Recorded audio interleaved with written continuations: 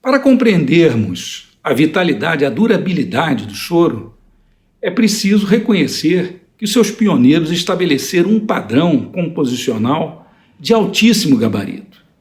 E o pioneiro desses pioneiros foi Henrique Alves de Mesquita, que namorou a música séria fortemente, compôs ópera, estudou em Paris, mas também colaborou diretamente no processo de formação da nossa música popular, principalmente nos processos de sincopação da polca.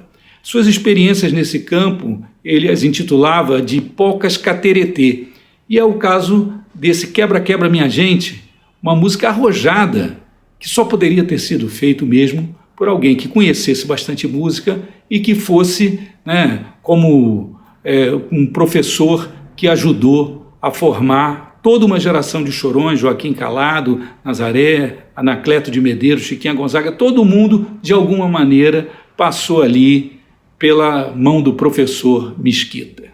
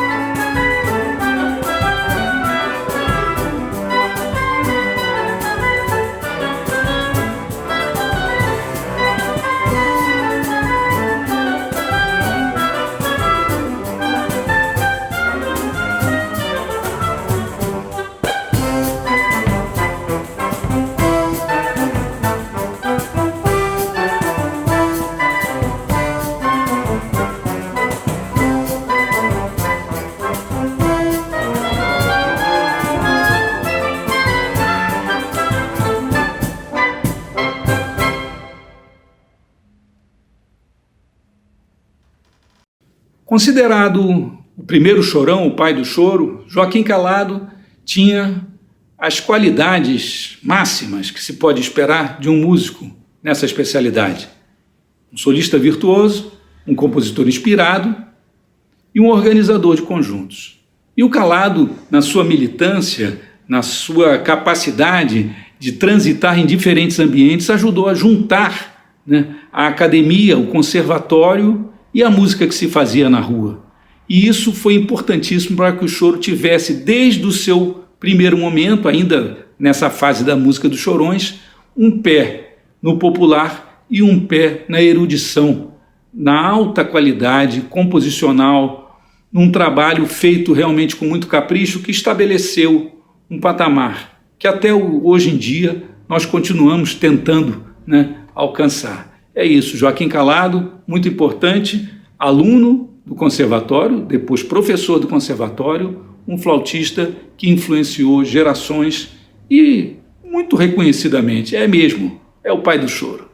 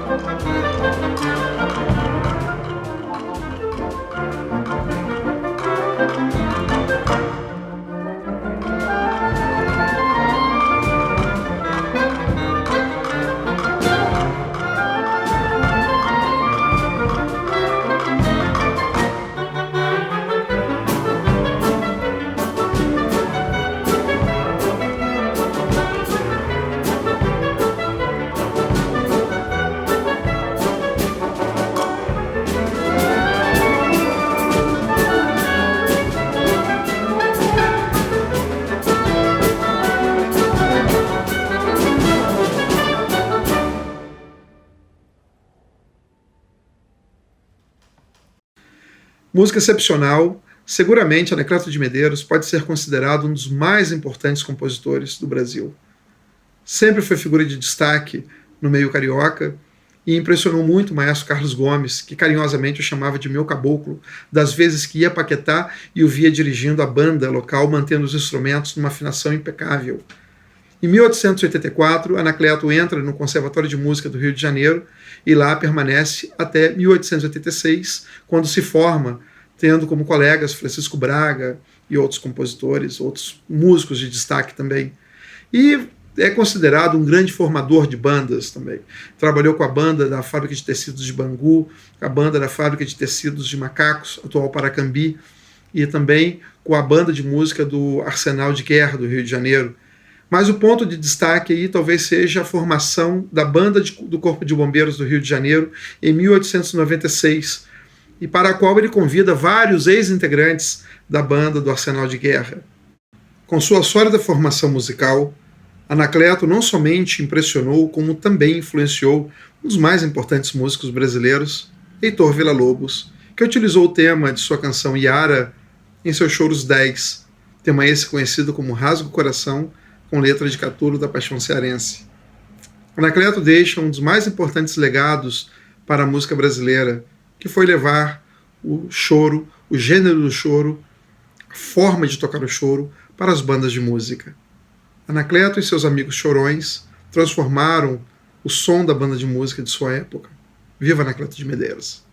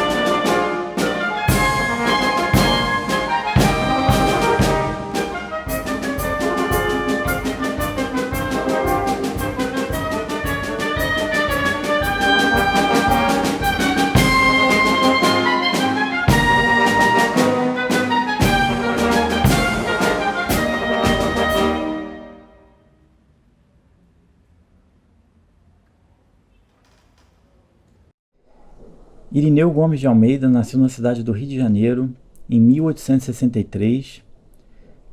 Multi-instrumentista, compositor e professor. Usava invariavelmente uma sobrecasaca que lembrava uma batina de padre, então isso lhe rendeu o apelido de Irineu Batina. Irineu tocava trombone, bombardino e off-clade.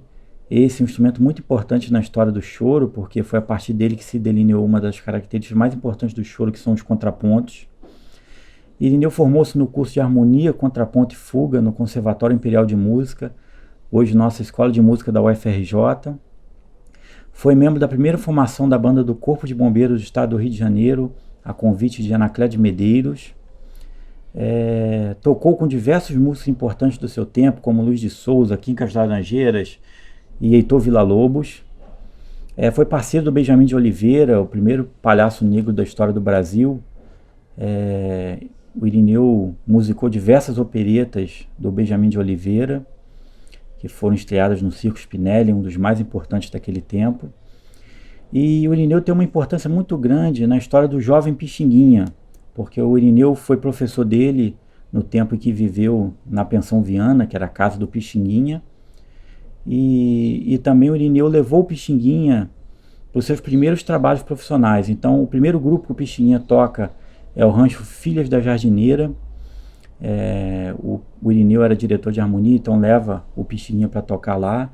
A primeira gravação do Pixinguinha é com o grupo Choro Carioca, que o Irineu também leva o Pixinguinha, isso mais ou menos em 1911, Pixinguinha com 13, 14 anos. Então ele tem uma importância muito grande nessa fase inicial de carreira do Pixinguinha.